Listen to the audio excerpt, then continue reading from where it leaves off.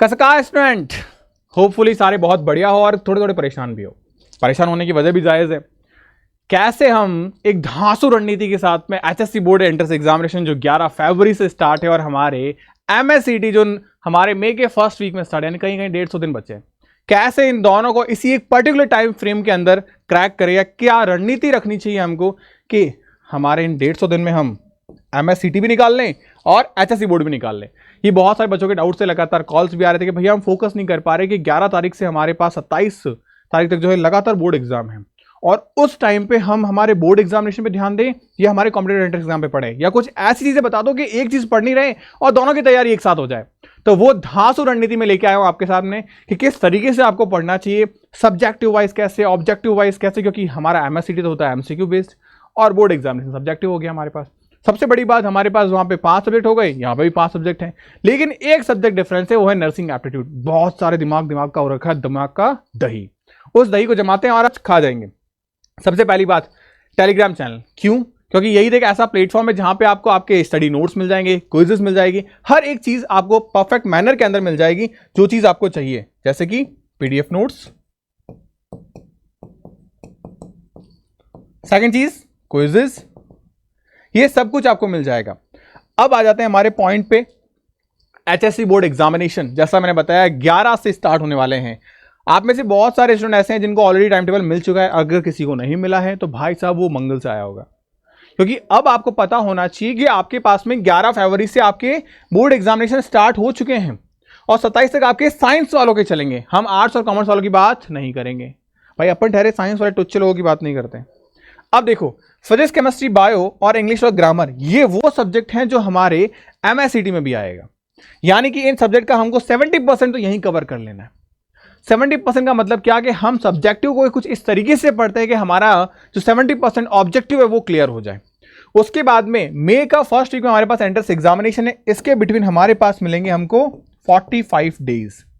ये जो 45 डेज है ना, ये 45 डेज हम इस तरीके से फोकस करेंगे कि जो बाकी बचा कुछ 30% का ऑब्जेक्टिव है वो भी हम कवर कर लें। अब कैसे किस सब्जेक्ट को किस तरीके से पढ़ना है वो बताने वाला हूं मैं। दिल थाम के बैठना और मेरे को जरूर बताना कि हाँ या ये चीजें आपके लिए इफेक्टिव होगी, ये जरूर बताना। सबसे पहली चीज है कि आपको अपनी इफेक्टिव स्टडी टेक्निक को निकालना पड़ेगा। अब स्टडी टेक्निक इफेक्टिव कैसे होती है? फोन लेके बैठ गए पढ़ने, ये इफेक्टिव टेक्निक नहीं है। तो लेट के बैठ गए, ये इफेक्टिव टेक्निक नहीं है। तो इफेक्टिव टेक्निक क्या होती है? अब आपको इस टाइम पे अपने आप को आइसोलेट कर लो अपने स्टडी रूम में। स्टडी रूम नहीं है तो अपना एक घर का कोना पकड़ लो जहां पे आपको कोई छेड़ता ना हो, और दीवार की तरफ अपना फेस कर लो। अब दीवार की तरफ फेस करने के बाद करें क्या? सर बैठ जाए? बैठना नहीं है, आपको अपने टाइम सेगमेंट को डिवाइड करना है पोमोडोरो टेक्निक से। आप में से बहुत सारे स्टूडेंट ने नाम सुना होगा और कई वीडियोस में मैं इस टेक्निक के बारे में बात करता हूं, और मैं हमेशा सिर्फ एक ही टाइम फ्रेम के बारे में बात करता हूं, वो है 15:10। ये सबसे बेस्ट मोस्ट इफेक्टिव टेक्निक है कि 15 मिनट आप अपनी स्टडी को दो और 10 मिनट आप रिलैक्स करो। इस रिलैक्सेशन के दौरान भी मैंने आपको एक चीज बोल रखी है, आप अपना कोई फेवरेट म्यूजिक सुने।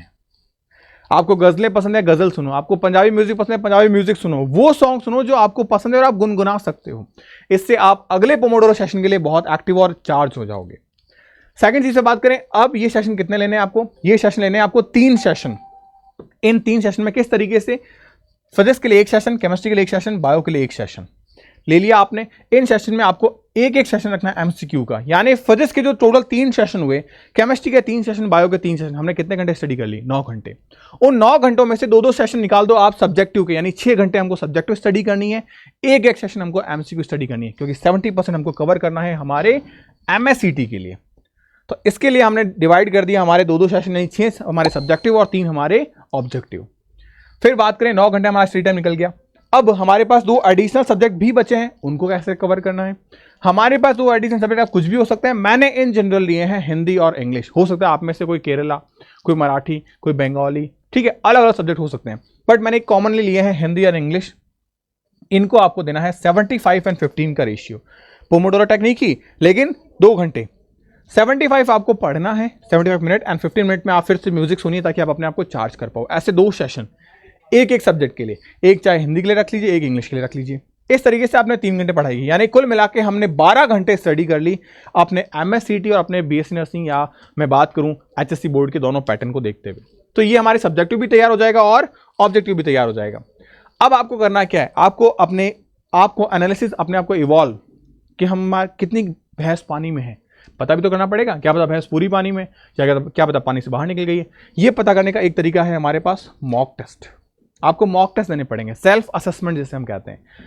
अब मेरे हिसाब से आपको मॉक टेस्ट के लिए दो अलग अलग चीज़ें करनी है।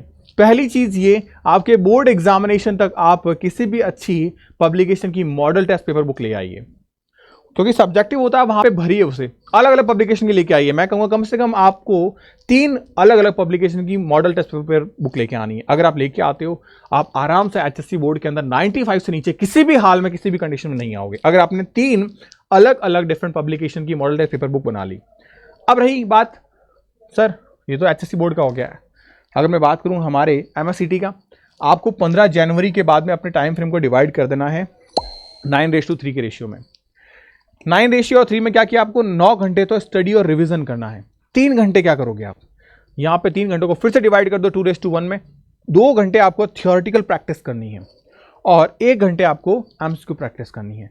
ये कैसे, आपको 15 जनवरी के बाद में, क्यों, क्योंकि 15 जनवरी के बाद में आपका बोर्ड एग्जामिनेशन भी है और आपका MSCT का टेस्ट भी है। तो यानी ये 2 घंटे आप थ्योरी बेसिस पे प्रैक्टिस कर रहे हो, तो यहाँ पे आपका HSC बोर्ड का तैयारी हो जाएगा, और 1 घंटे MCQ का, यहाँ पे आप अपने MSCT के तैयार हो जाओगे। तो ये एक प्रॉपर पैटर्न अगर आपने फॉलो किया तो डेफिनेटली आप बहुत अच्छा कर जाओगे। और सबसे इंपॉर्टेंट चीज आती है रिविजन। किसी भी स्टूडेंट की लाइफ में सिलेक्शन जो है वो रिविजन करवाता है। मैं हमेशा कहता हूँ आपका रिविजन हमेशा डबल डिजिट में होना चाहिए। अब रिविजन कैसे करें, सबसे इंपॉर्टेंट पॉइंट तो ये आता है, आप अपनी एक रफ कॉपी को निकालो, एक रफ कॉपी ले लो, और एक चीज मान के चलो आपकी रफ कॉपी 10 दिन में भर जानी चाहिए। 10 डेज, 11वां दिन भी हुआ ना बेटा, पाप लगेगा आपको। 10 दिन में भर जानी चाहिए, कैसे भरो मुझे नहीं पता, बस भर जानी चाहिए। इस रफ कॉपी में आप क्या करोगे, अपने पॉइंटर्स बनाओ। अब पॉइंटर्स बनाने से 2 फायदे हैं। पहला, सब्जेक्टिव पैटर्न तैयार हो जाएगा आपका, और सब्जेक्टिव पैटर्न के साथ में वहां पे MCQs अपने आप निकलने शुरू हो जाएंगे, क्योंकि जब आप कोई पॉइंटर्स बनाओगे वो पॉइंटर्स अपने आप में एक MCQ होगा, 1 लाइनर क्वेश्चन होगा। तो आप ना चाहते हुए भी सब्जेक्टिव के साथ में ऑब्जेक्टिव की तैयारी भी कर बैठोगे। पॉइंटर्स बनाओ। अब पॉइंटर्स जब बना रहे हो तो सब्जेक्टिव तैयार हो रहा है आपका और MCQ बेस तैयार हो रहा है। यानी हम करने वाले तो हैं इसको, बट ये अपने आप हो जा रहा है। और यही तो हम चाहते हैं कि बोर्ड एग्जाम हमारा खराब नहीं हो और बोर्ड एग्जाम के साथ साथ हमारे MSCT की भी तैयारी हो जाए। तो ये प्रॉपर तरीका है जो आपको फॉलो करना है अपने एंट्रेंस एग्जामिनेशन को क्रैक करने के लिए। अब या तो एंट्रेंस एग्जाम क्रैक होगा या हम ब्रेक होंगे।